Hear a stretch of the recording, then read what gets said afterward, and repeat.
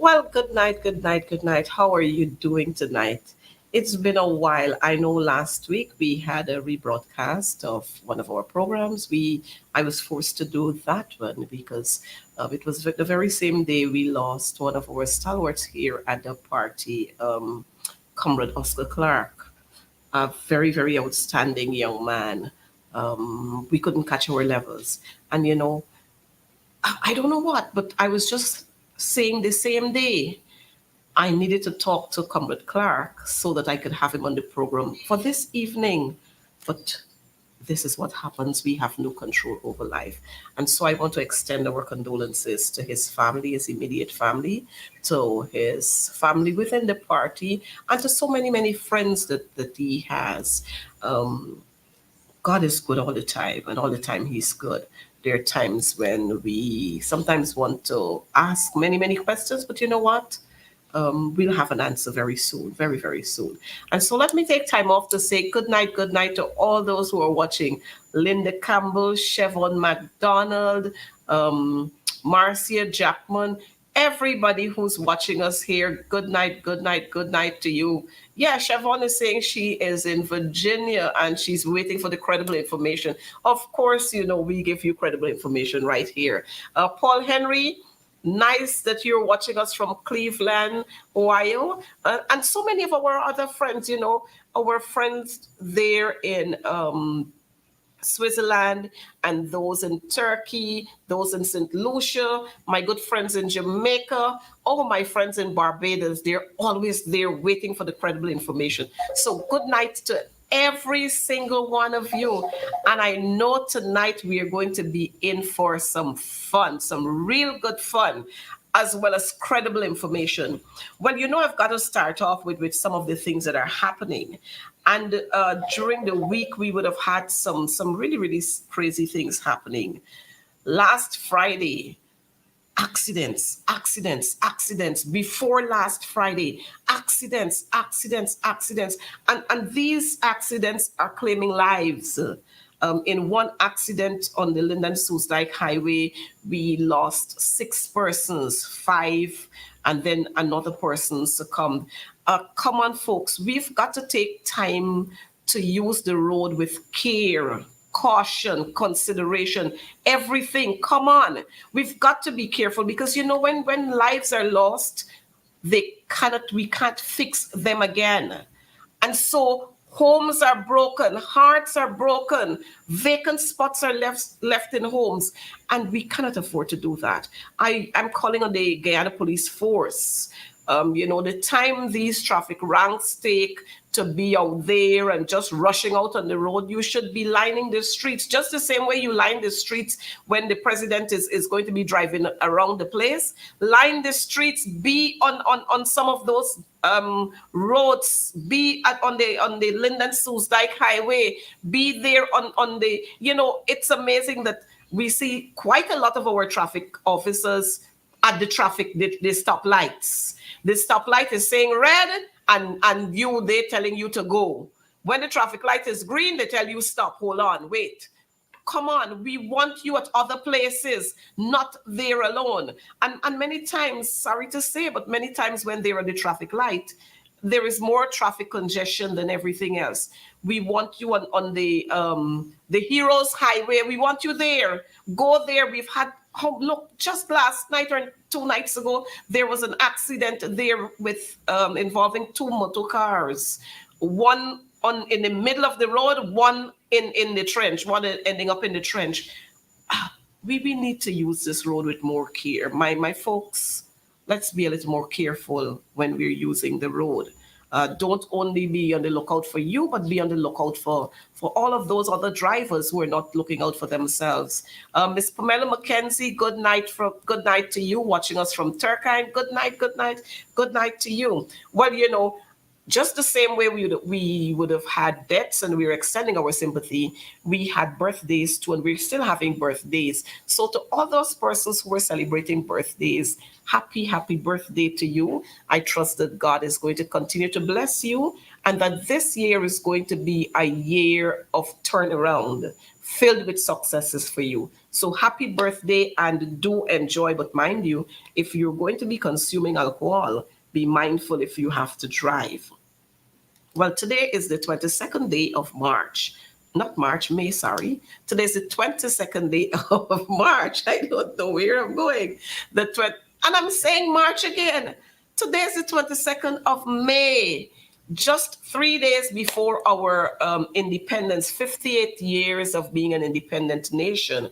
And our discussion topic for discussion tonight is, where are we after 58 years? Where are we after 58 years? And it's sad to say that after 58 years, we still have petty politics ruling this country. After 58 years, we cannot account for quite a lot.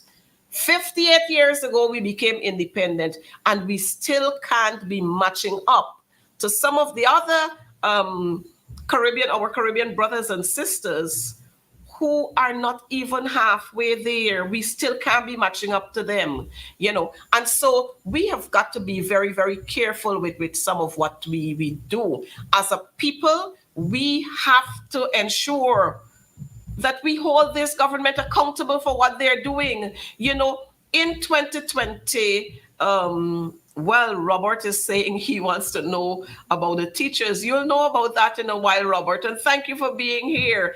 Good night to you, Rhonda Spencer Thom. Good night to you. Yes, as I was saying, and Gregory Lovell, good night to you too. As I was saying earlier, folks, 58 years ago, we became independent. We had very strong men and women who were there in the forefront, pushing to ensure that we become an independent country. And here we are after independence. It seems as if we're still having the colonial masters ruling us. It still seems so. And we have got to change that. We are Guyanese, and we are entitled to everything, every resource that we have in this country. We are entitled to have a share in it. Every say in this country, we must have a say in it. Everything that is happening, we must have a say in it. But it seems as though, again, I will repeat, we are under the management of the colonial masters. And that's how this government is operating, as if we're under the management of the colonial masters. And so let me say to all those who are here now with us, take a minute or so, call a friend, text a friend, WhatsApp a friend, do something, tell them advancing the cause is on, and they need to get on. They need to get on now, because you're going to miss out quite a lot. Tell your friends, tell your cousins, tell your families, advancing the cause is on, and we're ready to rock and roll. We're ready to talk. Well, like I was saying earlier, today is the 22nd day of May.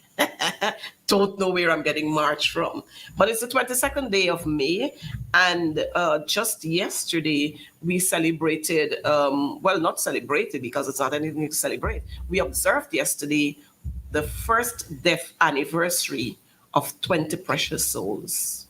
20 precious souls lost their lives because of incompetence. 20 lives were lost because of incompetence. And the families are there still wanting to have closure to this issue after 1 year.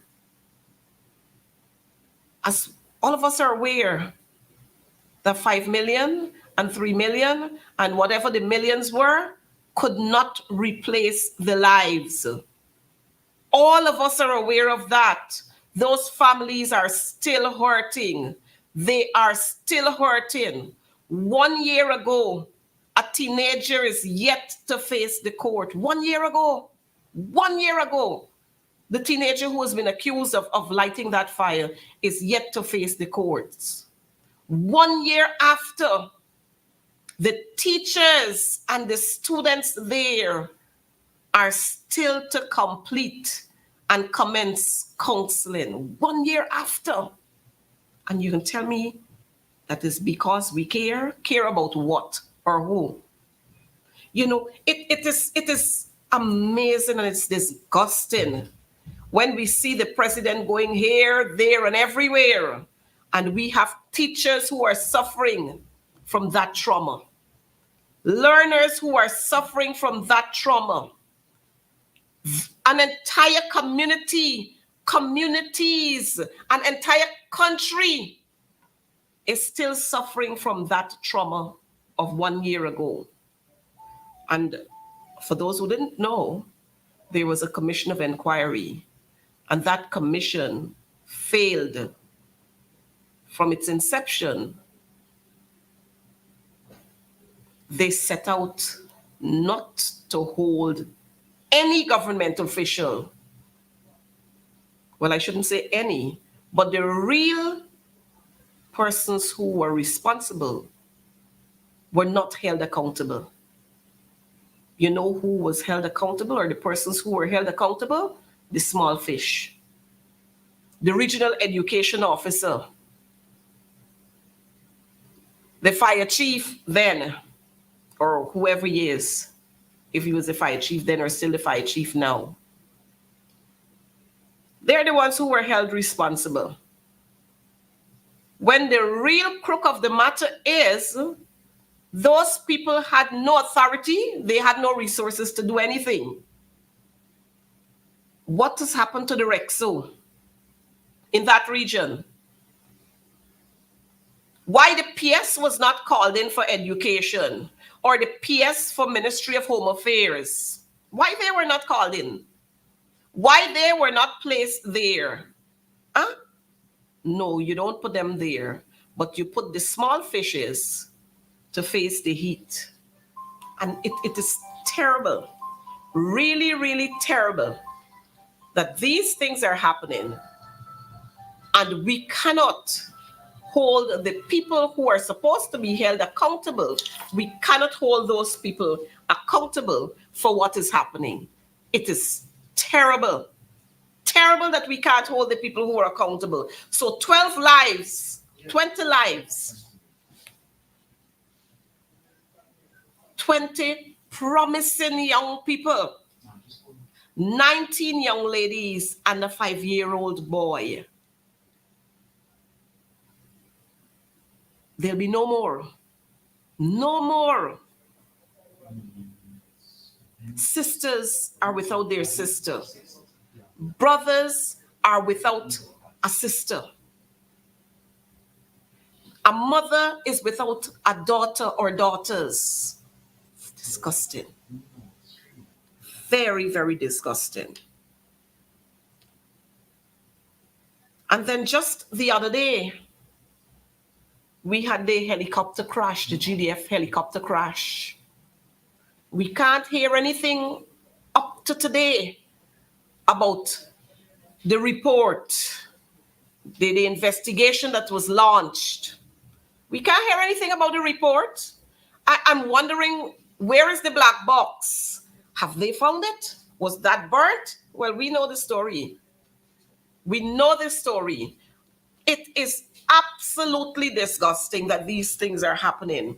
And here again, 5 of our nationals, 5 of our generals have lost their lives. 5 of them. 5 of our generals have lost their lives. Again, children are without fathers. Wives are without their husbands. Mothers are without their sons. And we can't hear anything. Absolutely nothing we can't hear about that. And you know what they give? What they give? Oh, Heroes Highway. As if Heroes Highway was going to bring them back to life. Heroes Highway. We're yet to hear about the 2 survivors. I've not heard them being pronounced as heroes. Maybe they're waiting for them to die. Well, it's what kind of thing I'm saying? Maybe they're waiting for them to die. You know? They're waiting for them to die, for them to be dead, before they can pronounce on them titles as heroes. That's the kind of love we got, you know.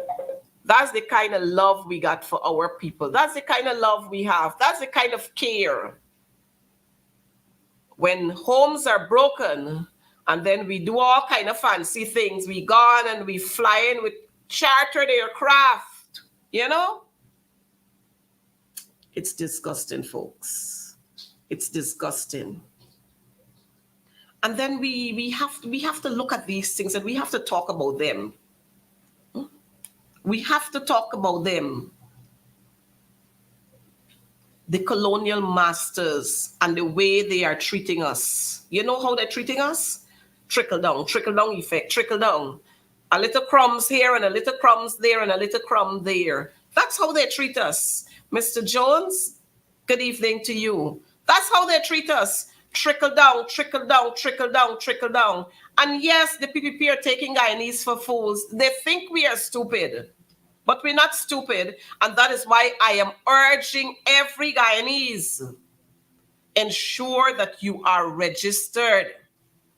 Ensure that you are registered so that you can go out there and vote and allow your vote to be counted, because we must see the backs of the PPP. Could you, let's make sense out of this. Look what we saw the other day. We saw the president visiting the generals in the army, Ghana Defense Force. I know it's who birthday. It's not who birthday. But look what we see, and look what you see. You tell me, where on earth have you ever seen this? What do you call this? Care? What do you call this? Love? Huh? Is this a husband and wife affair? I know husbands just feed their wife with cake at the wedding ceremony, the wedding night at the ceremony. Look, the president using, I'm sure he didn't even wash his hands. Just the same way he went into Brooklyn and went into that kitchen and see clapping roti and all kind of foolishness. Huh? I'm sure he did not even wash his hands. And all these men he got there. Before I go any further, let me bring our guest in. Dr. Adams is our guest here this evening, and we're gonna talk about this particular issue. This particular issue, I mean, I'm very, very perturbed about it. And you know, if one of those gentlemen there, if one of those army officer had was my husband, then he would have had to go and live right by the president and let the president feed him every day. I want no man putting no food in, no cake in my husband's mouth. Nonsense. I don't care what you say. Yes, we need to bring Dr. Adams, good night to you. How are you doing? Hey, good night, Coretta, and to all of your wonderful listeners out there. I'm doing good after a lot, all day travel yesterday. So Oh wow, you're doing things, man. You're traveling around. You know what? You need to come to Guyana. You need to come home so we can get you some nice coconut water with some jelly and so on. You need to come home. Stop the traveling around and come home. We gotta face Jagdio. This man talking too much at these press conferences and too much nonsense. No, I got to share a funny part because he might, I was in Guyana and he ran into me. Yes. Oh yes. So that was a funny exchange, but then he said, well, he's going to deal with it at the press conference. I say, go right ahead. Well, look, the story. I mean, I guess, because of what is happening, you were somewhere and I was somewhere else, so we couldn't link. But we got to link the next time you come. And the next time you're coming here, just let me know so that we can link and we can post a picture or two so Jagdio would see us, He would see us. Yes, he would see us together. But Dr. Adams, I was just going through my introductory part of the program because we're going to talk tonight about 58 years, where are we? But I was just highlighting a couple of things that I saw happening. And I want the operator to put up all of those pictures. Here is the commander-in-chief. I don't even know if he washed his hands. I don't know where he went, where he moved from. But look, here is the commander-in-chief feeding these army officers with his hand, whether it's cake or what, I don't know what he's giving them. I notice he's a specialist in making roti, so I know he's a specialist in making cake now. But I see this man feeding all these army officials with cake. And one of the things, and I don't care what their thugs will say and that their trolls will say, but I have to say this. The officers, I saw him feeding there. Maybe you could flash the pictures as we go on. Let's see all. Let the folks see all of those pictures. Look at the officers that he's feeding there. Look at the officers he's feeding there. All of them are Afro-Guyanese and are vexed bad. I am upset, really, really upset. I don't know where this my hand went. And I'm hearing a couple of things which I did not get the time to confirm. That as a practicing Muslim, there's a particular hand that you use to feed people. But I am hearing that it's the wrong hand he was using to feed these officers. I stand corrected if it's the right hand he's using. But if it's the wrong hand he was using, it means that these officers are dogs. And all of these officers are being fed. But you know what? I can't remember seeing a picture with the chief of the chief of staff. Is the chief of staff? No, not the chief of staff. He is the commander of the armed forces. I'm not seeing I can't see any picture with the commander feeding the chief of staff. Was that done in secrecy? Or is this a message you're sending to us? And I'm saying, like I said earlier, if one of them had happened to be my husband, he didn't come home at all. I don't want no man putting no cake in your mouth. Nonsense. Your take on this, Dr. Adams?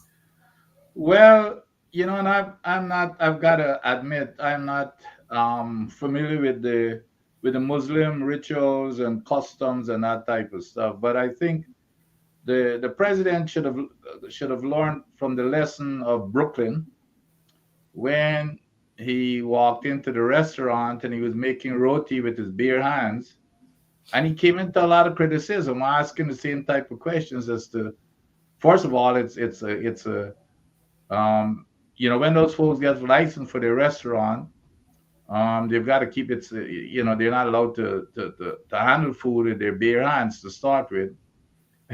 It was kind of, people, even besides the criticism, some folks turned it into, well, I guess a joke. I assume it's a joke, but they said they wondered, because the man operating as if he's an employee, he's a cook in the kitchen.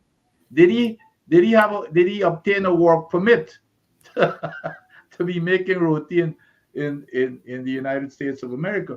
But going back, so with all of the criticism that he received from handling food with his bare hands, and then throwing it at folks there to tell them to have a taste or have a eat or something, you'd have thought that he would have learned his lesson. But now it's even more elevated to where he's feeding our top military brass. I don't know what their ranks are, but I'm sure that they're the highest ranks in the military. Now it looks very demeaning. It looks as if we've got ranks that are weak. Could you imagine Maduro looking at a picture such as this and trying to and trying to figure out what the heck are is this the kind of people that we should be afraid of or anything of the sort? But it makes us look weak. These people are supposed to be really strong mentally and physically and everything else, and for them to be fed by someone, I don't know what the rituals are. As far as I heard that he was celebrating his birthday, so I don't know what the rituals are for Muslims, the customs for Muslims celebrating or having any celebrations and feeding people with their bare hands and stuff like that. But it really does not come over too well. It looks demeaning. It's embarrassing, and it portrays a sense of weakness in a military and organization that is supposed to be our strongest institution, physically and otherwise, in the in the country. I can't stop speaking about this issue. I have seen presidents operating locally in the Caribbean, and where we have our prime ministers, and we've seen presidents of the US. I've never seen this in my life. This man always coming up with something crazy. And again, I will say, if one of them had happened to be related to me, I did disowning them. I did disowning you. Our army officers must stand up as men. And like you're saying, they look weak. You stand up and got a man feeding you? Huh? Why you feed the chief of staff? Yeah. And this is the thing that they keep doing, and it's as straight as this. This is how they keep treating black people all the time. Feed them so you can control them. Feed them so you could hang things over their heads. And when you can't feed them, you keep them at a position. I mean, what nonsense is this? And like you rightfully saying, if Maduro see this, Maduro probably saying, is what wrong? Look what these mad people, and then they're talking about they could put up set up a resistance against me. They could resist me. These crazy people. I mean, the president is always doing something crazy. And for some of his folks there, they feel it's all something good. You remember 2 or 3 weeks ago, or wherever it was, trying to imitate Michael Jackson? I mean, but and I think that's it again. I think a lot of it comes back to maturity also. This might be, like I said, this might be some custom in a family gathering and that type of stuff. But this here, the world is looking at this. Maduro and others are looking at this. And again, it's just, I don't know if it's an insensitivity or if it's an immaturity of our president. But, or I don't know who's advising him on the international scene. But on these occasions, this here is for public consumption.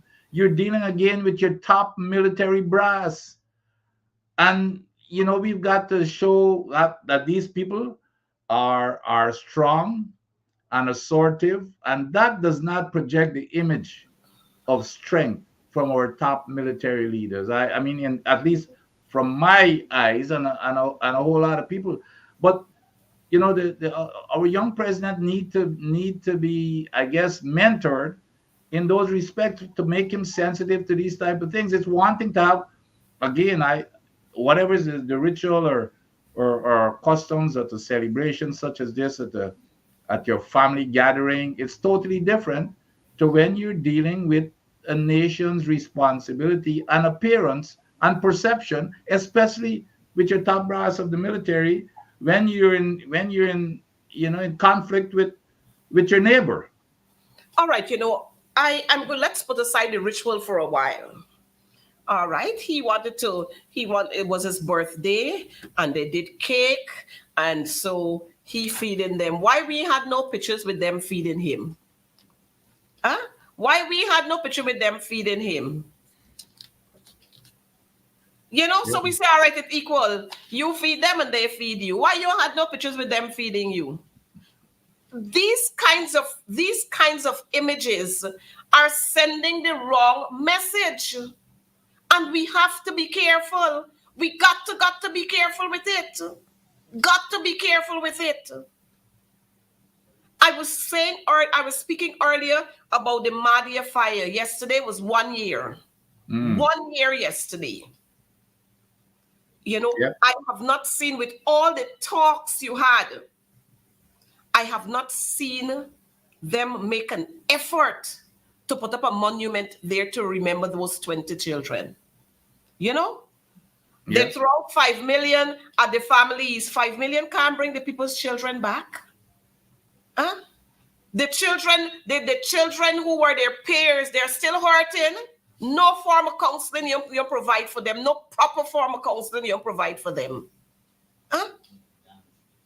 Yeah, and but then what you did, you transfer them left, right, and center. You got some at President's College there. And even at President's College, I learned that some of the students, and I don't think they're doing it willfully, but I think it's the trauma that is causing them to create confusion. They're creating some confusion at President's College. I about 2 weeks ago, a child lit a mattress afire at President's College. And then there was a note there. I'm hoping that they look at it carefully, because I sent it to the minister.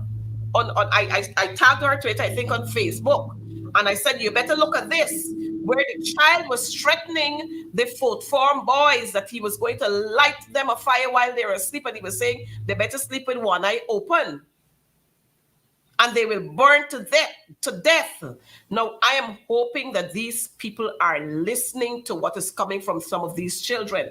And like I said, this could probably be a reaction of what they saw happen to their peers. So, this jump Yeah, around. but Coretta, you gone till the monument. I mean, after you have such an incident, such a disaster, such a tragic situation with 20 of your young kids, your future, dying under those circumstances, that it's no question it's negligence. It's negligence on the part of the government. So the first thing you do, you get to the bottom of it and have a proper investigation. We did not have a legitimate investigation to start with. Okay, nobody has been held accountable, and so it was just a rubber stamping of what they probably decided was going to be the results of that investigation. Mhm, So mhm. so there's no accountability when you have these things. I mean, how could you have the minister, for example, who's in charge of education? I know in all of our training, I'm sure the same thing with you. The one thing that the first thing you learn, the buck stops at a certain place, and in Exactly. this case, the buck stops at the minister. But there, I mean, I I mean, it's unbelievable that those people who were in charge were not. I guess they were not even interviewed based on what I No, heard. nope, nope. So how could you? I mean, that was unbelievable. That you getting to the root cause of such a disastrous incident, and you're not going to be even interviewing the person who's Mhm, ultimately in charge of all of this. mhm, It was just unbelievable. mhm.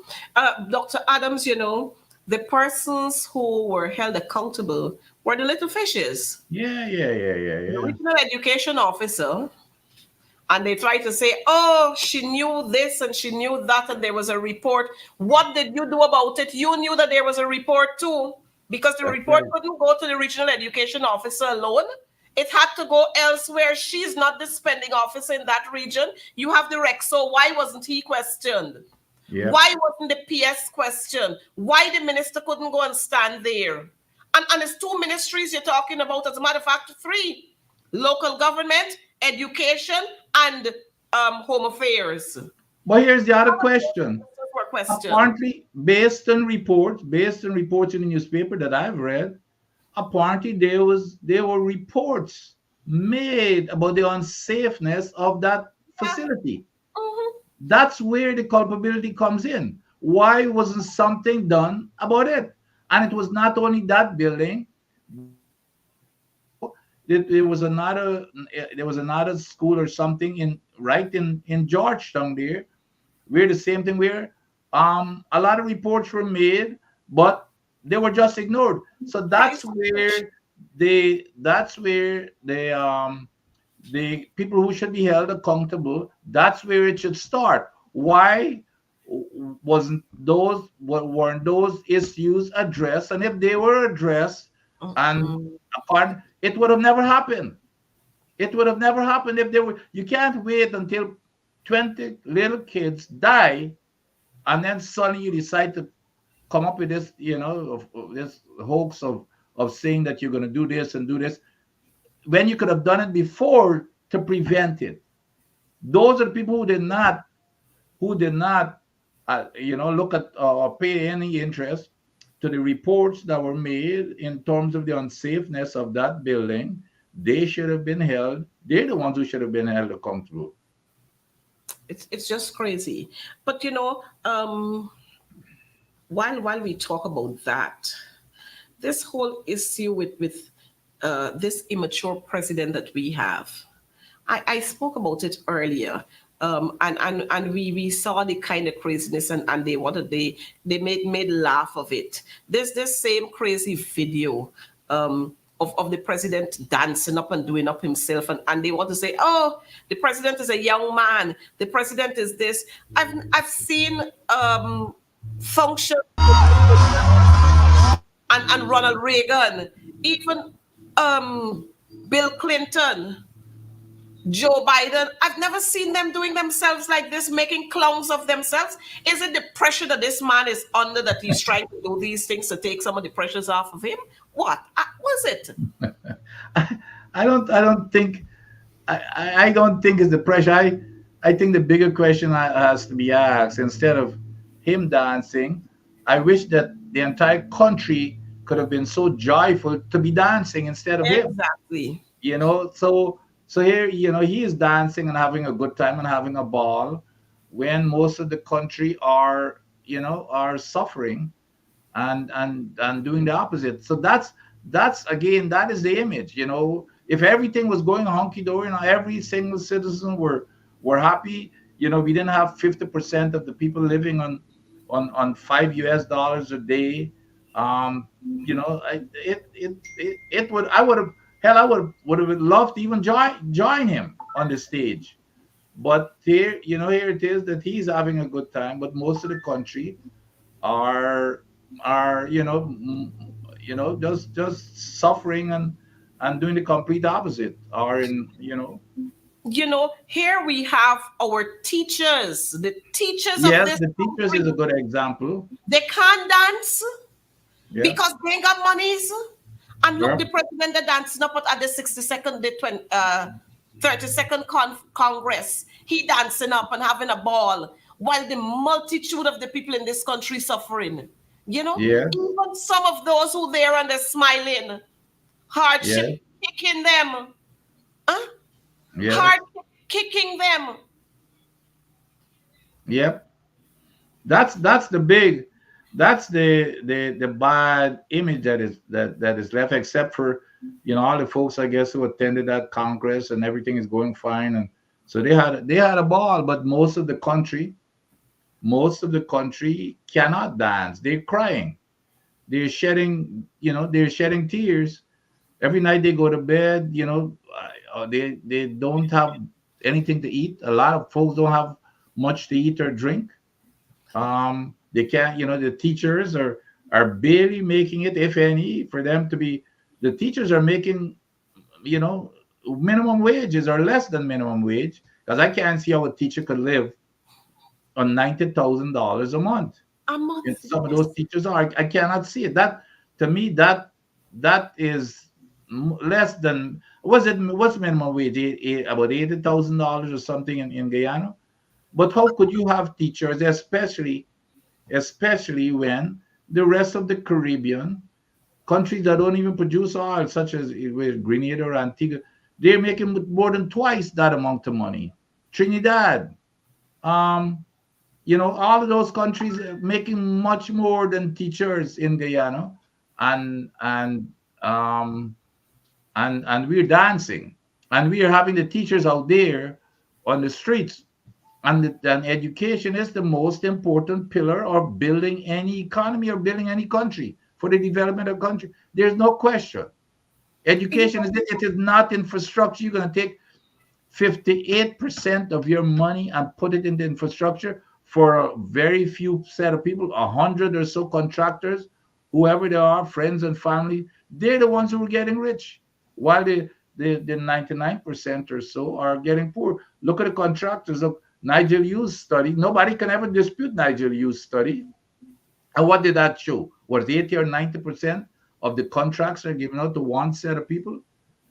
I mean, and it's just unbelievable, the way that the poor people of Guyana are being treated now, at the time when we can afford to bring every single member of our society up into comfortable living. And but here we have the president dancing, and the rest of us are or crying at nights when we go to bed. We looking at our kids, and look, you can't even look at them in their eyes, because you can't provide for them. It is just depressing. And I have to laugh because I'm sure it was a Michael Jackson song I heard. But the man in even in time, he out of time, everything out for this man. And it's not the first time. Always out of just the same way he's out of touch with what is happening with the Guyanese people in this country. He finds the time to make himself such a clown while people are starving. And like some of the viewers are saying, he is balling while the Guyanese people are balling. Yeah. So he is BALL and Yep. the Yep. Yep. people are BAWLING. He is Yep. dancing and the teacher's crying. I Yep. mean, what is wrong with this? He is so very insensitive. And then while I'm on that Congress, I must talk about the foolish skit that they put on there. I'm not sure if you saw it, but there was a foolish skit that they put on Oh, here talking about the teachers. And and, that was and more than foolish. That was you can't tell me that was carefully planned and yeah. orchestrated. They're Mhm. not gonna go put on such skit unless it passed through the executive or this or the Jagdios of that party. And I mean it. I could not believe it that it's gonna be so insulting and disrespectful Yes. um, to the teachers. I mean, how could you mock? These are the people who teachers are the ones who brought them to where they are today, but they don't care. Their kids, all of their kids are, I'm pretty sure, if not Mhm. all, almost all of them are in private schools. They're getting they're getting their own vehicles to take their kids to school, go pick them up in the afternoon. They probably have somebody at home as a maid or something waiting to receive them and cook and everything for them. They're receiving what from one thing I heard that these ministers get close to what $2 million um, a month, while the teachers are getting like 90,000 as the minimum and the average of 180,000. So they don't care. And so it's not about the country, it's about them. And yeah, it's not about developing Guyana, it's about themselves. And it, I mean, sometimes it gets so difficult to explain because this is not something that you normally see any place else in any civilized part of the Mhm. world. Mhm. Even in the, by the way, even in the communist countries, the one thing that, let's say Cuba, for example, Cuba spends a lot of money on their education. They're one of the most educated communities in the whole world, educated countries in the whole world. They focus on education because even the communist countries realize the importance and power of education. Even a country such as the United States, that is the mantra by which we operate. Education is the number one criteria for any country's development or sustainability. That's how the United States government is run. Singapore and all of those countries, they put their foundation of building their nation lies within that education system to make sure it is the best, as best in the world as possible. And you put a lot of investment into that sector. But the education here now is totally different. It's infrastructure. It's infrastructure. I don't know who's gonna, if you do not educate your folks, who's gonna do the design of your infrastructure after a while? Are we gonna continue to bring in foreigners from now on until forever? Philip, you Uh, want to it seems bring as up if the that's the case. For example, I hate to be appearing to be going off track, but for example, we shut down the Linden Nursing School, and then we're proud that shutting down the Linden Nurse School and then having to go abroad to bring in nurses. That Mhm. doesn't make any sense whatsoever. So those are the kinds of things that, and then I hear, the vice president, for example, I think a question was asked at a recent press conference, and it was about, well, The same we, guy who sit down next to the girl with the brown. he said, well, the question was asked, we're training all of these people, and they're leaving the government and going to the public sector or going abroad. That was no problem. He said, oh, we don't have any control over that. Sure, you do have control over that. Give them an incentive to stay. That's what other countries do. Give them an incentive to make sure that they stay within government. When I walked, for example, when I walked into the EPA, and I only spent 22 months there, when I walked in there, people were just using EPA as a stopping ground to go someplace else. And because of certain change to incentivize them to stay, such as training, your remuneration package and all this kind of stuff, people were beating them. We had thousands of applications. People were just wanting to come to work for the EPA, and now we've gone right back to where we were. And I just use that because that's a first-hand facts and information. It's the same. That's how this government is run. It doesn't matter. Oh, let them go. I mean, how irresponsible could that be? You invest a whole lot of money in them, and then say, well, never mind. If they want to go, let them go abroad or let them go to another company. I have never heard that ever before. Managers in a country such as the United States, as part of your performance plan, you've got to show how many people, you've got a very high percentage. You got to make sure that you retain whatever you do. You got to show your retention record for your employees. It's everything is just so backward with this government. So here we are, 58 years after independence. This is the kind of nonsense we're seeing. A president making himself a clown, a party wanting to keep the Guyanese nation uneducated so that you can keep them in poverty, you could continue to control them, and then you allow your supporters to portray a foolish skit, which is very, very insensitive to the issue at hand, where you have the teachers there and you're not willing to talk to them. After 58 years, we still seem not to be getting anywhere under the PPP government. 58 years of being an independent country, and we got the people at Peters Hall crying, you're taking away their properties at Peters Hall. Huh? And you don't have anywhere to, you knew that you were going to build this bridge. You changed the direction where this bridge was supposed to be, and you put it there. Now, since you knew that you were supposed to do that, it means that you were supposed to have started to look for places to put these people to live, not to decide that you're shying them anywhere. And when the people start protesting, you want to bully them. 58 years after independence, where are we? Still, it seems as if we're under the colonial masters. 58 years ago, we gained independence. And look how you're treating our women folk. We had the girl Siobhan Eastman from Mocha, where you had her both hands handcuffed, and she's there in the mud.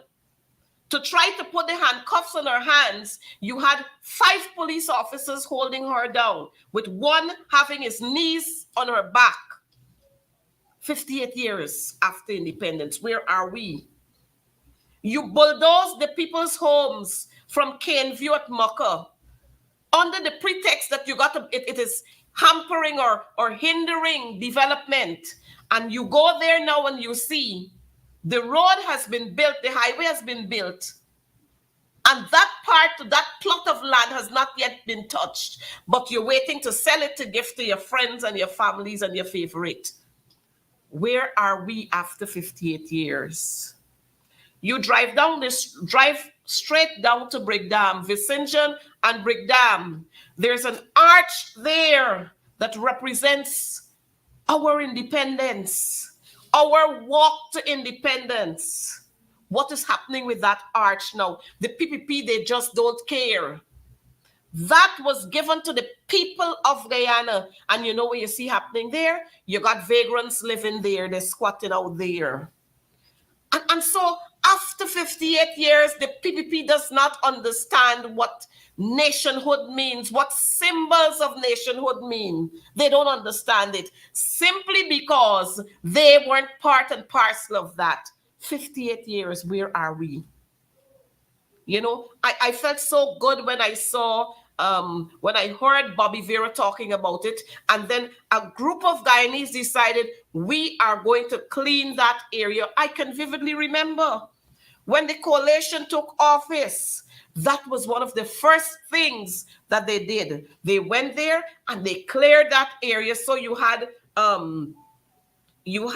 lots and lots of activities being done right there, and wreaths being laid there for various occasions, because they ensure that they clean that. If you check that arch, you're going to see three arches there representing our three counties. You check there, you're going to see six poles standing representing our six races. But I'm sure Barajagyo and Priya Manikchan, Priya probably don't even know what those things symbolize. And so it doesn't mean anything to them. Where are we after 58 years? You go a little further down, you see coffee there. Coffee doesn't interest them, so they allow all kinds of things to happen there. Just behind coffee, you have the Durban Park, where the taxpayers' monies were spent to build that.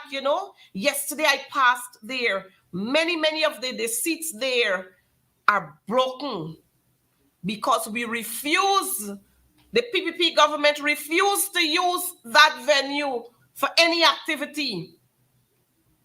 We got flag raising ceremony, we got matrimony, we got so many other issues, events. They refuse to use Durban Park. All because Durban Park was built by the coalition. After 58 years, Dr. Adams, where are we? Well, I know where we would have been because the first part, or close to the first half of that 58 years, when it was ruled by the PPP, the foundation, I mean by the PNC, the foundation was laid with free education from kindergarten right through university. Again, free education from kindergarten right through university. The President Forrest Burnham was way ahead of his time. He saw the need. He saw it was so necessary to build that foundation that was so critical. Guess what the PPP did as soon as they got into office? They abolished free education, and now because of pressure, they're coming back and trying to take credit for correcting their own mess that they made in the first place. If they had continued free education and providing incentive for all of those folks who were trained to try to retain them, this country would have been much farther along than it is today. That's one of the most egregious act when they abolished free education. Because I'm going to tell you this, and a lot of them in that party, I'll be willing to bet you, they benefited from, including Mr. Jagio. Had it not been for that free education, people like myself, who grew up in a poor community in growing up in the alleys of Christianborg, we, because of that free education, myself and others like myself coming from communities such as those, were able to get an opportunity, or else who knows what our lives would have been. Many of them, I want to see which ones from the older generation did not benefit from that free education, but they don't care because now they're taken care of, and they've got the money now to take care of their offsprings. So they don't care about the poor of the country anymore. It's their rich family and friends that are getting the hog and the money. Let's go to even the Mucka situation. You remember what was the reason, or I guess one of the reasons, that they peddled for removing those poor folks who were eking out a living from Mucka, was because they were in the way of the highway or the road that ran through there. Well, guess what? Guess what is happening right now? the same areas that they removed those people from, they're having some major construction of property. This in the same area, alongside that same, right alongside that same highway. I saw it on one of the, on one of the shows where they took pictures from above. So those are the kind they got rid of that. I mean, and especially that picture with that young lady in the mud. It's just like if we become this government has become so inhumane, inhumane. It's look, yeah, look at that. Look, I mean, look at that. And it doesn't matter. They're stomping her down even more in the mud. And it looks as if they've handcuffed her. How could this be? And they talk about one people. How could this be? When you're treating people like this, look at the folks by the bridge that they're removing. On one side of the road, you're giving somebody $57 million for their property, but you want to give this lady on the other side of the road, what is it, 10 or $20 million? Oh, that is grossly unfair. And the thing is, Mhm. it's so openly. It's not a case where they're hiding or they're trying to be discreet. It doesn't matter. It's in your face. Do what you want to do, and that's we could never develop Guyana unless we really do become a country that treats everybody fairly, based on our human, just on their human dignity and respect for folks, and to provide everybody with equal opportunity. That's all the Guyanese people are asking for. They're not asking for anything else, and Nothing else. I hope that and by the way, here's something that I think people that they get away with all the time. Even if normally the last you got to look at the last half of that 58 years. Guess who ruled for most of that 58 years? The Out of the PPP. last out of the last what 32 years, the PPP has ruled for 28 of those. The PNC has ruled, or the coalition has ruled for four of those years. You got to say 4 years because 2020 was not a year. 2020 was, there wasn't even any budgets and anything because the elections and COVID and everything else. The PPP rule out of 32 years, they ruled for 28 of those 32. You have almost 90% of the time. Mm-hmm. So Mm-hmm. what have they done? Because you cannot go back in ancient times. You could criticize everything that happened in ancient times.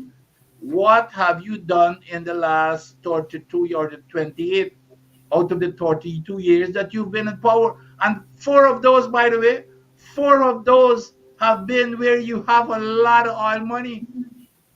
The rest you didn't have oil money. The four that the last four that the PNC was in office, out of that 32 years, there wasn't any money. All had not just started producing. Now we are washed. The budget went from 1 point something billion US dollars under the PNC to now over $5 billion under the PPP. So that's what you ought to be looking at. The 58 years, you know, to me, that's too ancient. Look at the past several years, and see what this PPP government has done compared to the PNC. And again, we cannot overlook the importance of Forbes Burnham free Mm-hmm. education policy from Mm-hmm. kindergarten right through university. If we Yep. had maintained that and we had provided the funding and to make sure, look, you would have had more people like myself and all of them who benefited from it. We have robbed it within that. What is it? From about the 23 years that they've been in power, they have robbed poor people an opportunity to get an education where they could benefit the country. That's what they have done. That's what But they. but And they even they on the farms too. They built that training college next to UG, the teachers training college. That was under Forbes Burnham too. I Mhm. don't know even if that's even functioning properly now because I'm hearing that Well, you that's don't another. story. You don't have to take exams now to get your certificate and all kinds of stuff. But I remember that was the top notch. I mean, that was a highly respected, highly credible, highly accredited college, the teachers training college, when it was there, alongside the University of Guyana. So, and even the University of Guyana, from where it was, I went to the University of Guyana, and it used to be a top-notch school, well equipped, highly trained lecturers and professors, and so it's a big difference between then and now. You know, Dr. Adams, while you were speaking there and you were touching on Moko, I'm remembering as if it were yesterday, as if it were just now. I was right there. I stood there and I watched those policemen assault that harmless young lady. They broke the bridges that were closest to the other end of the street, so we couldn't go further. And they were there, and the police were there with guns too. Police were guarding the men who were breaking those homes. But you know what? Today we are seeing them offering those same plot of land Yep. to their friends and their families. I'm hoping that the people of Mocha would stand up against that. And every Guyanese would stand up against that. If it was hindering development, then it can't be different now.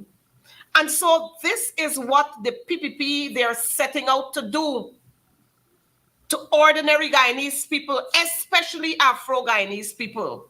The same thing they were attempting to do at the Independence Boulevard, when you see they put up the fancy road there and the avenue and the boulevard and whatever they want to call it. One of their plan then was to, they had a couple of plans. One was to win the local government elections. That's why they were throwing out monies left, right, and center. And their plan was, if they had won Georgetown, then all of those people living there, they would have been removed. All those people living along that boulevard would have been removed because they will said to them, you owe a whole lot of rates and taxes and you can't pay it, so you have to move. Your building is too old. It's hindering development. It's not for this part. It's not for that. They would have been saying so many things. But you know what? This God doesn't wear pajamas. He doesn't sleep. And so he allowed them to distribute the monies all over, and the people collected the monies, and we told them, take it, it's yours. The people collected their monies and did not vote for them. If we were to travel to Linden to see what is happening in Linden, the sports club, they've dismantled the sports club, and that was a gift to the people in Linden. And you notice many of the areas where the PPP are not in control, they seek to create damage and to bring more hardship on the people there. If you travel this country, you're going to see in certain areas, you have asphalted road. In some other areas, you have concrete roads. I mean, if we're constructing roads, construct proper roads and don't give some concrete roads and some asphalted roads. Some of the same width of the concrete strips that they're putting down in some areas. They're doing it in asphalt in some areas. They're asphalting it in some areas. And these are the things that as Guyanese people, we have to observe what is happening. Because the PPP are just about themselves and their supporters. If you are not with them, then you suffer. We go again to see what they are doing to the people in success. They started that in 2020. In 2021, they continued it. And now 2024, they have returned there with even more vengeance. I mean, how long are we going to sit down and accept this? And again, I ask the question for my viewers here. Where are we after 58 years? Seems as if we're still under the colonial masters. Dr. Adams and viewers, look at what is happening here. A couple of years ago, at the Ministry of Education, we had two senior officers at the Ministry of Education in a particular situation. Ed Caesar, MF Khan. The position for chief education officer was vacant. One was acting, Ed Caesar was acting. They both applied for the position. Ed Caesar was senior and even more qualified. You know what the PPP did? They gave that position to MF Khan. Ed Caesar had to take them to court to prove that he was more eligible for that position. And you know what they said? Oh, they were going to give it, they gave it to that young man because he just had a few more mornings and they wanted to ensure he got a proper pension. You know? But then we had another one happening right at the Ministry of Education. Genevieve Whitened, Deputy Chief Education Officer. She acted there as Chief Education Officer until her retirement. Nobody saw it fit to confirm her as the Chief Education Officer so that she could receive a better pension. No, that was not in the reasoning then. And these are all facts. These are not anything that I'm making up. These are facts. And we don't have to go very far. Look at what is happening with the Chancellor and the Chief Judge. We don't have to go very far.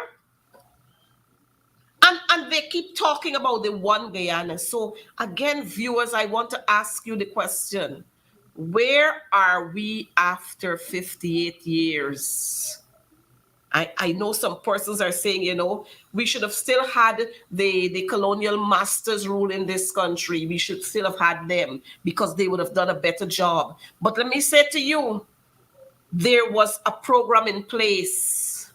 There was a program in place for this country. The PPP, if you check it, every good initiative that was put on stream by the PNC, the PPP government come into play and they try to erase it. You notice how everything about Burnham they're trying to erase.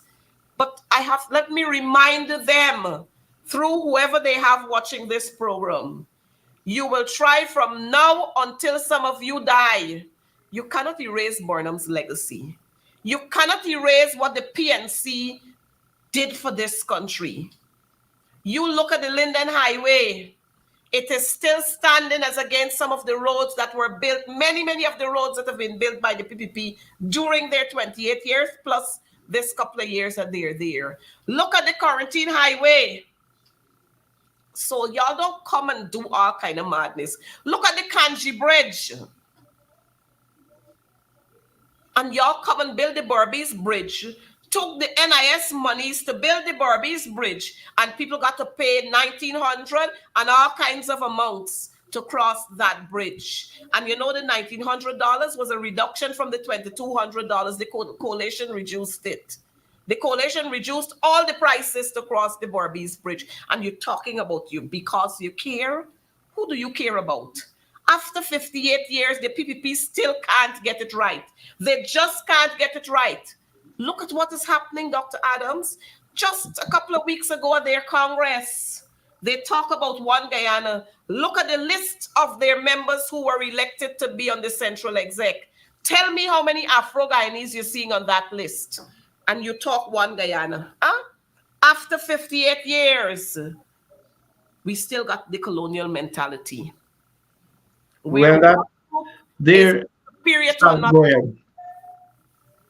They have now become the Dharamlal party.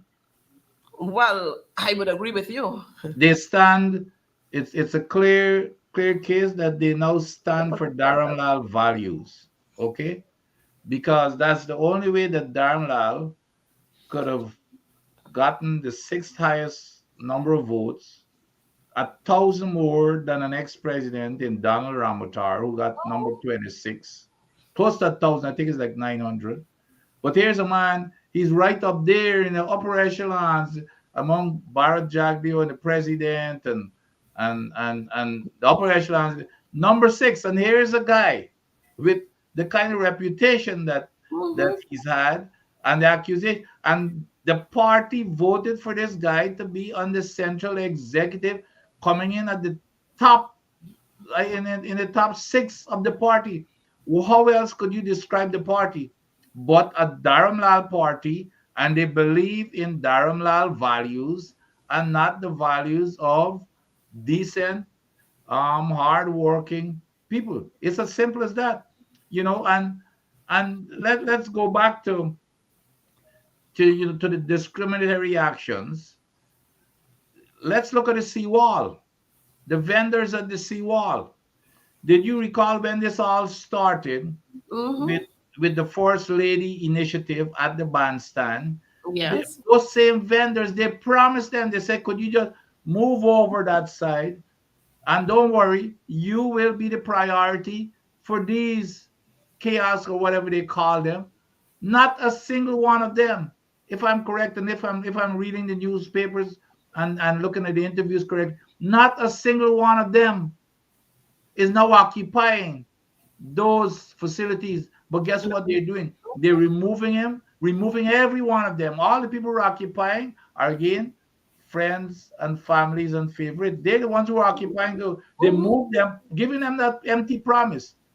And now, even though these people were even paying a rent for those stalls that they had there, For the spots, yes. which means that it was a tacit agreement that, okay, it's okay, and now you're just gonna come tear down tear down their living. Is that, I mean, where did this heartlessness come from, and this demonic behavior of leaders of a country? I mean, it's just, and then we bragging about one people. It's One Guyana. one Guyana. Um it's mind-boggling. It is mind-boggling, and like I said before, it's just as if they really don't care what you or I or anybody thinks. They're gonna go about their business with the arrogance and disdain for anybody who dare to oppose them, and anybody who dare to oppose them, then they're gonna become vindictive and go after them. That's the way they're behaving. I hope the people are waking up, because they do not see what they're seeing now. It's even crossing the line where it's even beyond, because it's affecting this, because it's affecting most black folks. However, a lot of Indian people are in the same financial or economic positions as black folks. So it's impacting them. It's impacting them also. So I hope, because they're not necessarily the friends and families and favorites who are enjoying the wealth of the country. So I'm hoping that these people can see, at least, even if it's the first time, they can open their eyes and see that this here is not in their best interest, and vote for a change to help them and to help this country. Well, Dr. Adams, again, we have to ask the question, where are we after 58 years? We got the Dharamlal party. Where are we heading in our 59th year? Where are we heading with the Dharamlal party? We Yeah. just saw, a couple of months ago, there was this big scandal. Now we're having another scandal, but here is Dharamlal, the sixth highest votes in the Wait a minute. You might have missed. Well, the ones that have been made public. They're you know there are narratives out there that there are many more. But did you remember the third one, when the with the lady in New York and her yes, daughter, yes, and her daughter, and yes. export? Yeah. So it's not. So then just start or stop probably at those two. You remember in Parliament how we insulted the MP colleague about the dildo comment and all kind. Mhm, The guy, it is no question that this guy has absolutely no respect for women, and mhm, but it's mhm. it's no but, and the PPP is not hiding it, that they're in support of that. Exactly so. They're in support of. It's not about Dharamlal anymore. Okay, Coretta? Dharamlal is a one man. He cannot do a whole lot in terms of deciding where this country goes. Okay, but they are supporting this man with his type of background and behavior. They're supporting it. They do not, you cannot tell me that this guy who has absolutely no respect for women, he's obviously based on the allegations, he's abusive to women. He doesn't care about them. They don't have any value in his eyes. And is that the person that you're going to put at the number six highest respected person in your party? This man is the number six. That's, I mean, what else? How you cannot arrive at no other conclusion to say when you ask about where are we going to be in the 59 year, they will be following Dharam Lal principles. That's where they're going to be going, or lack of principles thereof. They've made it very clear. And that is what we've got to bring to the attention of the people, that this is now the Dharam Lal's party. It's not about Dharam Lal, it's about the party who decided to adopt Dharam Lal's principle and way of life. Well, I've said this before, that seemed to be the culture of that party, where when you behave disorderly and very disrespectful, you are promoted to high office. We have seen that with Barra Jagdeo. Remember when Varshni spoke about how abusive he was? Yeah. And look where Barra Jagdeo is. Barra Jagdeo is still carrying the lead role in the party. We have seen that with Priya Manik Chand when she went to the ambassador's home and put on a fine abusing on him on the it was their independence anniversary, I think it was. And she went there and she abused out the ambassador. Then we saw strip and slap Berry. We saw the other one that they had sent away to Brazil. The same nonsense. And so many other allegations are there. Many of them. How about Kwame getting expelled from which island was it again? For I read it up to recently. Which island? One of the islands. Was it Bermuda? I can't one remember. of those islands that he got thrown out. So it's the culture, and as long as you can behave in a particular way, then you are welcome there. You remember Onage Waldron? I mean, he is not on the full PPP. She's not a PPP, but she's part of the civic component. But you remember when she lied to us about her denouncing her citizenship? Yes. I remember that. So as long as you behave in a particular way, you're welcomed there. You're welcomed within the PPP. And then people got in, take away your passport at the airport. You get in. I mean, I'm telling you. How many more scandals? And no, but the thing is, when they return to their country, nothing changed. And like I said, it doesn't give those are qualifications for being a member of the PPP party. Those are the kind of qualifications that you remember the 19 fraud charges? Yeah, that's right. That's right. So once you behave in a particular way, then it's okay. You are that's where your card is. You can go right there and you get your card. And this is where we are after 58 years, where this country is now being seen as the laughing stock of the Caribbean. The president went out there was it Antigua? Wherever he went, Antigua, St. Vincent, wherever he went, to speak with Maduro. Left here saying that he was not going to have any conversation concerning that issue because it's in the court. And the next thing we know, an accord was signed. Couple of mornings after, Maduro doing all kind of madness.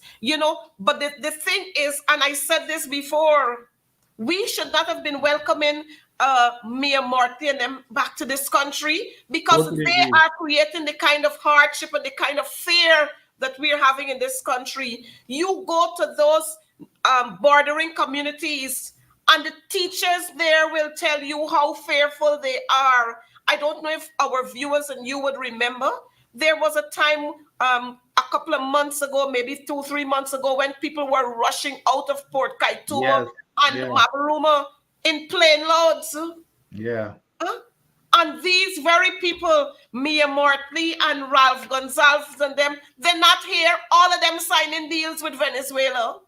And getting the highest national award from Mia Motley and Ralph Gonzalez. You remember Ralph Gonzalez when here he is having a big celebration when they welcome him, red carpet, and the big flag with with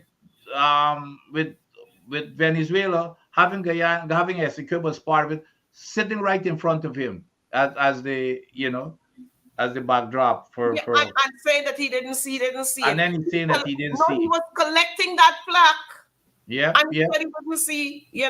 He didn't see it.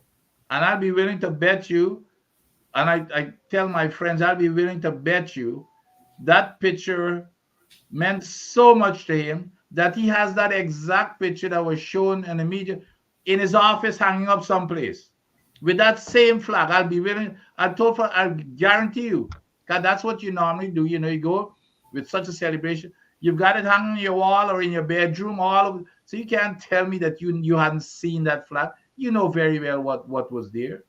You know Look, it. look, look, look, That's look. it. Look at there I with the piece of Guyana in Are the you gonna be? Are you telling me look. that this year is such an important occasion for him, and he will not have that hanging in his office or some part of his of his his house or someplace else?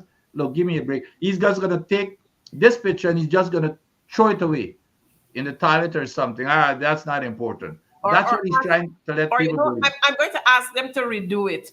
I mean, these people, all Guyanese, so many apologies, and as a matter of fact, they are operating right now like the colonial masters, where they Yep. feel they can do anything to Guyanese people because our leaders are allowing them to do that. The Yep. president and his cohorts, they're allowing them to do that. Yep. Again, we were talking about when you behave in a certain manner, and here it is, it's clear. Mia behaving in a certain manner, so she's their best friend. Ralph behaving in a certain manner, so he is their best friend. I have to I have to go. I have to take our minds back to Ali dancing. I saw Ralph Gonzalez doing the same thing in his country, on his island. There was some political rally, and he was there winding down too. So I probably Efren copied that from him. But when you look at the people and you look at who they're associating with, the people who they're close to, and the people who behave crazy, we saw just the other day this officer Caesar, Mitchell Caesar, whatever is his name, I don't even know, but Caesar. He was held by the US and he was Yes. questioned. And Yes. Yes. he returned home and what? You hear anything? Huh? Yep. Did you hear that he was sent on administrative leave pending investigation? The vice president said, "Oh, I don't know what it is, but it is in the hands of the police commissioner." Well, Mr. Police Commissioner, tonight I'm asking you to say to the nation what was the reason for him being held, why he was questioned. You Yep. tell us. You must tell us these stories. Don't lock them up. We No, want to know they will because not. these That's are not. the men Yep. who are That's not holding how they people operate. up. That's not Sorry. how they operate. Have you seen them? Have you seen them to say anything about Dharam Lal? They had to be forced to let Dharam Lal resign from that position, or else they would have. They were hoping that things. And had it not been for people like yourself and the others who used to be out there every single day and protesting, Dharam Lal would still be a minister in the government. It was because of that pressure, and who knows, in terms of the foreign countries, what pressures they put on them. But nevertheless, they've decided, well, to resurface him, to bring him back, number six in the senior executive. Yeah. So So this was the officer that was questioned by the U.S. yes, authorities, and yes, yes, you're hearing nothing. yeah, All these drug busts you're hearing about, and nobody is being held, but all you're hearing, oh, they caught somebody at the Chelly Jagan airport yeah, going out with some cocaine strapped to their waist, or some cocaine in some milk tin, or some cocaine in pepper. That's all you're hearing, the little fishes, but the big fishes, nobody talking about them.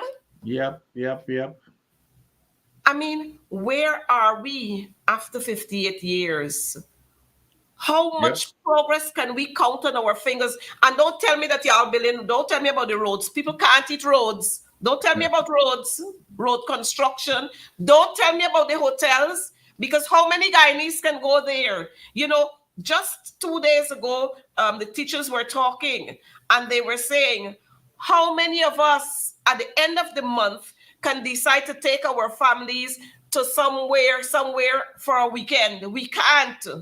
We can't Yes. even go to Kaichur Falls. Yep. To go to the US for vacation, they got to start, if they want to go this year, they have to start since last year to save their monies. And then to get a couple of family members to send a little top up for them to buy their tickets. They can't afford it. Yep. I'll tell you this, and the listeners, Corretto.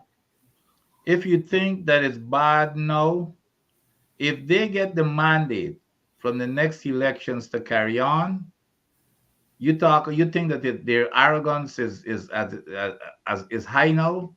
You wait and see what's going to happen, because what the next election is going to tell them, well, here, we've done all of this, the people still went ahead and vote for us. We now going to be really getting a lot of money to even do more of the stuff that we're doing. The poor people are going to continue to suffer because they didn't make a difference in the election. We're going to take care of our good buddies. We're going to at least enrich ourselves, as we like. And so if you think it's bad now, you wait and see. Hopefully it's not going to happen. But if they get into office again, it's over. The game is over. We will, for a very, very long time, because the money will be there. They will believe that they've got the mandate to rule according to what they're doing currently, and it's going to get worse. It's going to get worse. I'm thinking that I might not even be able to do this program because they're going to have so many systems put in place to Yeah. shut up everybody so you can't say anything. But Yes. I'm seeing one of our viewers saying roads and hotels are window dressing.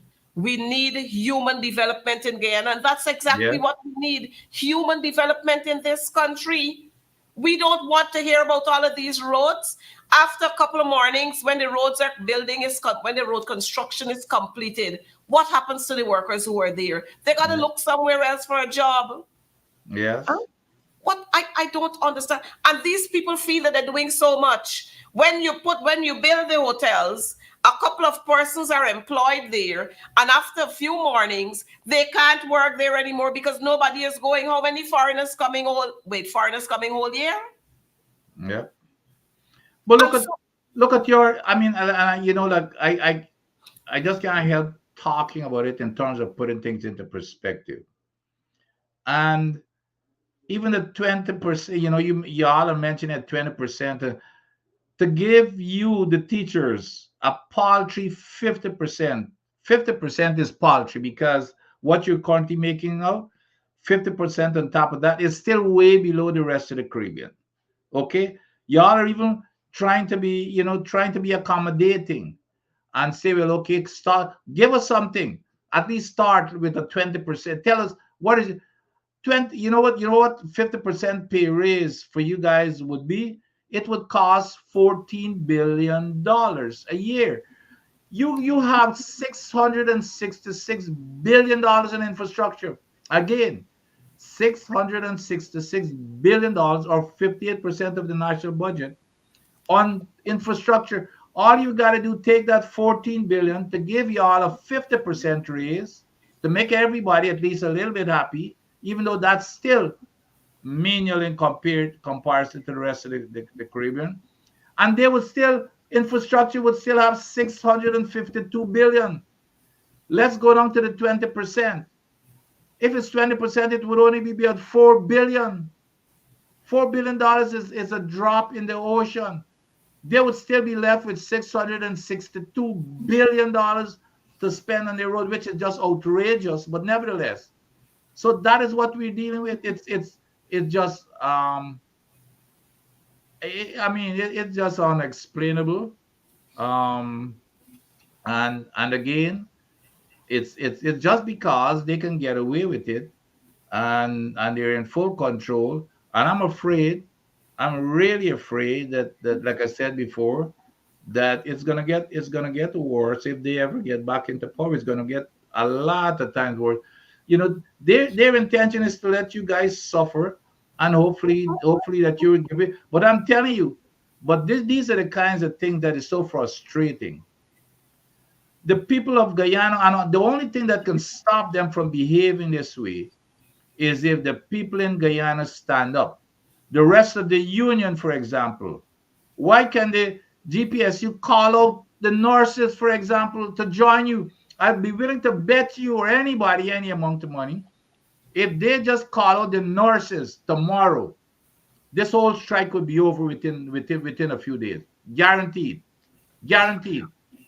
But But the teachers alone, they say, well, okay, they because their kids are in private school. It's not impacting them. It's not impacting them. mhm.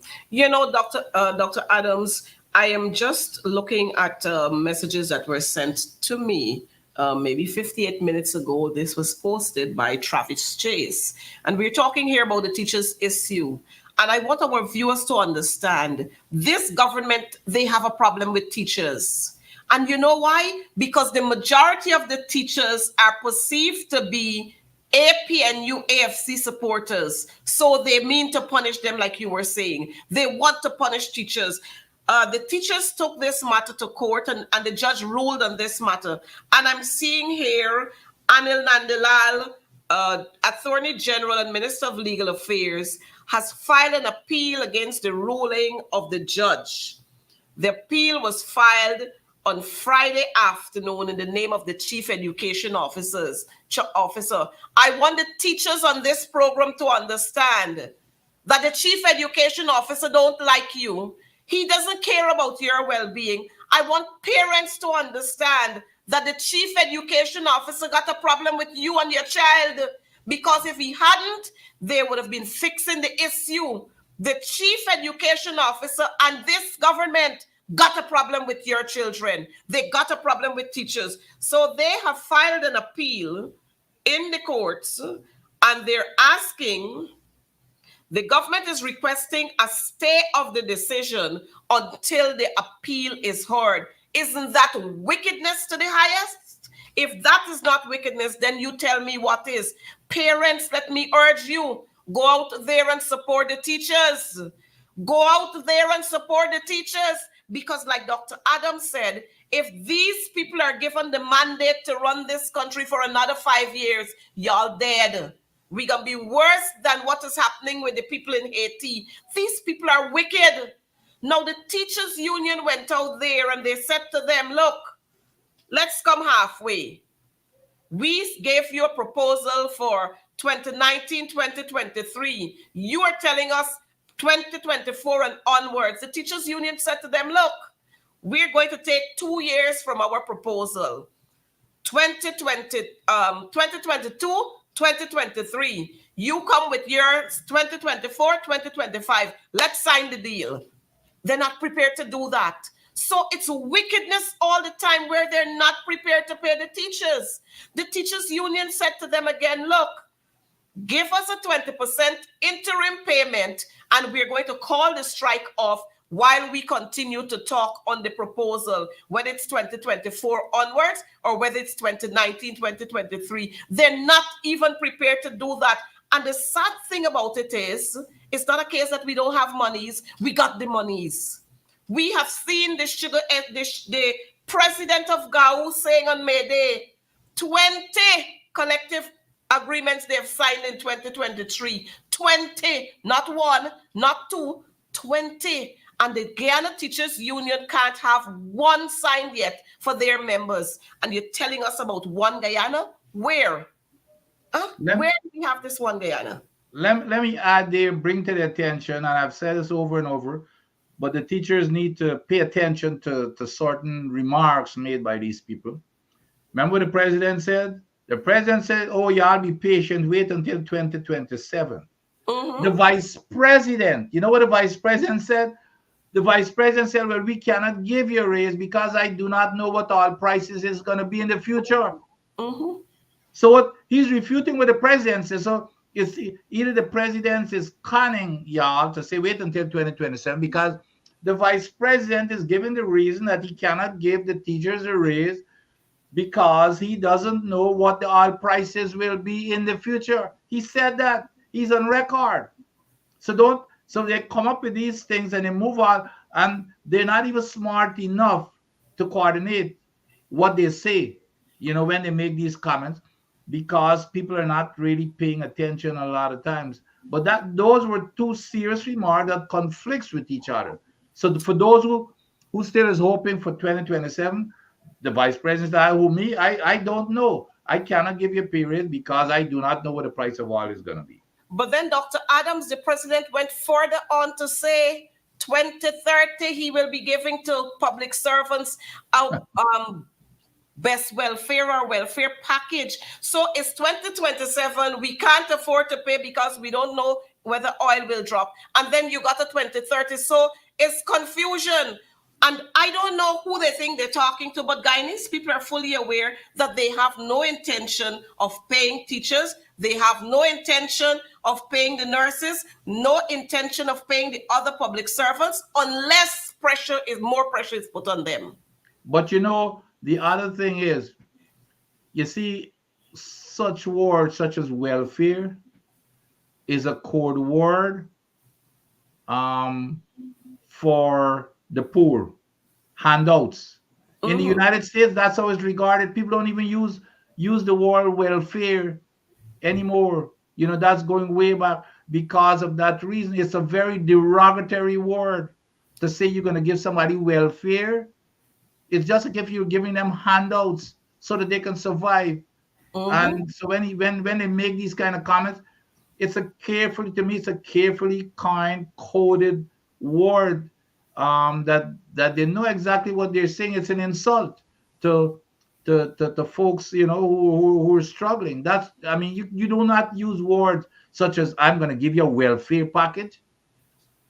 We wrap it up in 10 minutes.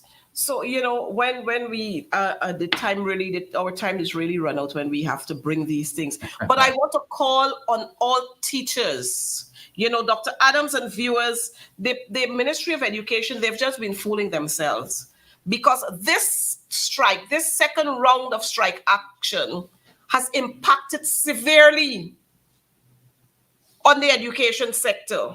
We are seeing schools with population of 652 and 632, and we are seeing 14 learners turning out to school, 5 teachers, schools with 500 and something children, none turning up today. And all of these are facts that are recorded, that are sent to the Ministry of Education, because every day they want to know what the attendance is. Children are not going to school. Teachers are not going to school. Teachers, I want to say to you, if you weren't sure about it all the time, I want to say to you that the Ministry of Education and the government of Guyana, they have declared war against you. And if persons are declaring war against you, then you have to put on your armor. Parents, I want to say to you that the government of the day, they have declared war against your children and against you personally. And therefore, you got to put on your armor. So you know what I'm talking about. I don't have to read and spell for you. We have got to let them understand that they are our servants and they can't treat us how they feel like treating us. Could you imagine? A minister's driver is receiving $300,000 per month, and a teacher at the highest level, their salary after being you're trained at the Sir Potter College of Education, you have to do the management program, you have to have a first degree, then you have a master's degree, and some got a doctorate, and your salary is just over $300,000, And a driver is I am not degrading the position, but a driver, after a teacher had to go through all of these steps to get to where you want to be, that's what your salary is. Your salary is compared to that of a driver. I just saw the sheriff security advertising for security officers. Their first tier of officer, $120,000. and that officer must have 3 CXC subjects. A teacher must have 5 CXC subjects, inclusive of maths and English at either grades 1, 2, or 3 to become a TUM or a TQM. And your salary is, you know what? $98,000 or $100,000 or $105,000. And here is it. A security officer receiving $120,000.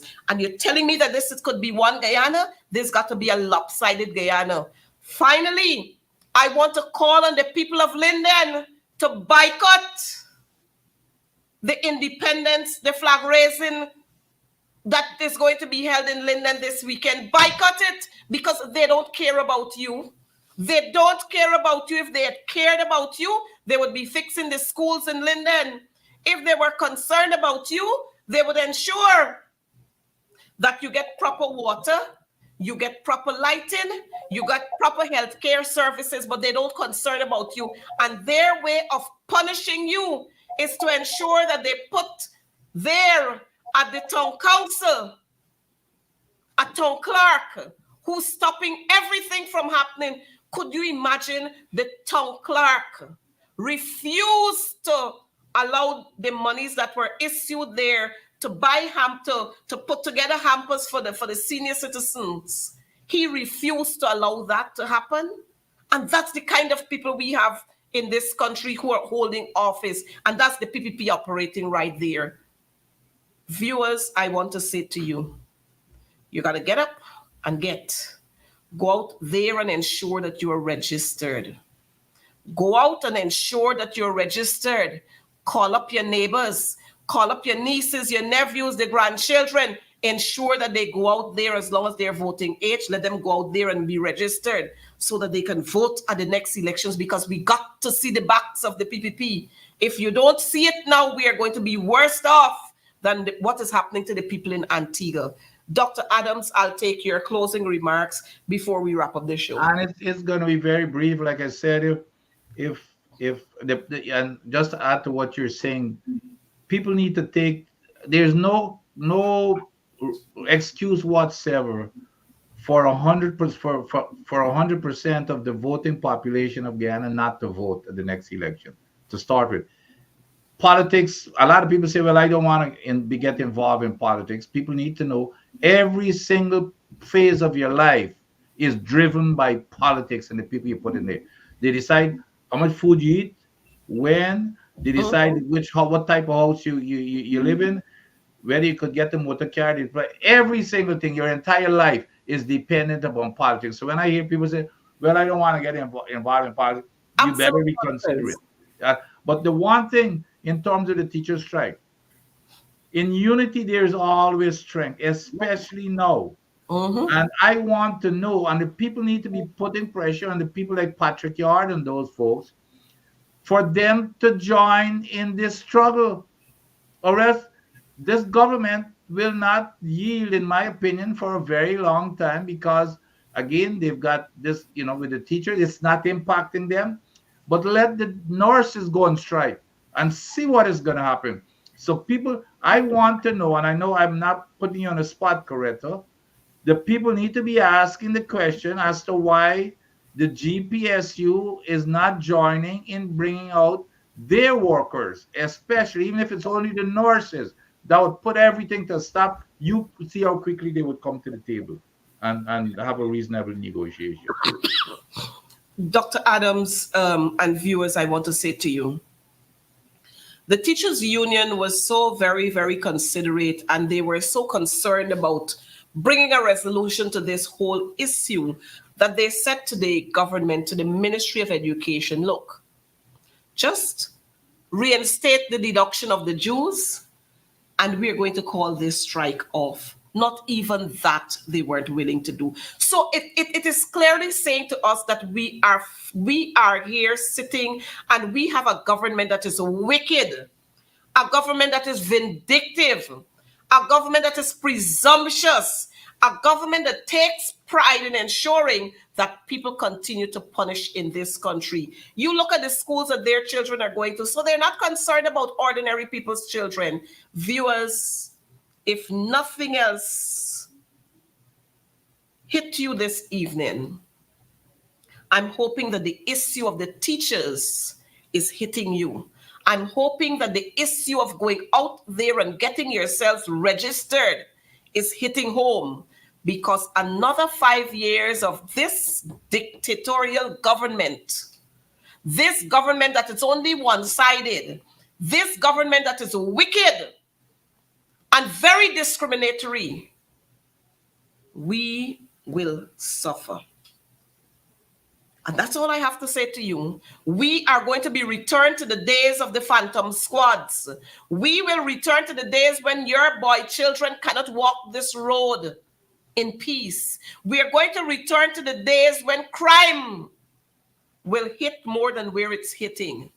Just be warned that you need to go out there and get yourselves registered. Teachers, in unity, there is strength. We have to be stronger now than ever, and we will not be intimidated by the evil forces out there. Viewers, with that, I want to thank you so much for watching us here. It's always a pleasure to have you. 1,032 tonight. That's we've had more numbers than that, but we're grateful that so many of you took time off to watch us this evening. Just share the message with your friends. Share the live so that those who couldn't watch us live, they can see us after. And let us come together as a people, as one nation, one people, one nation, and one destiny for the good of all of our Guyanese people.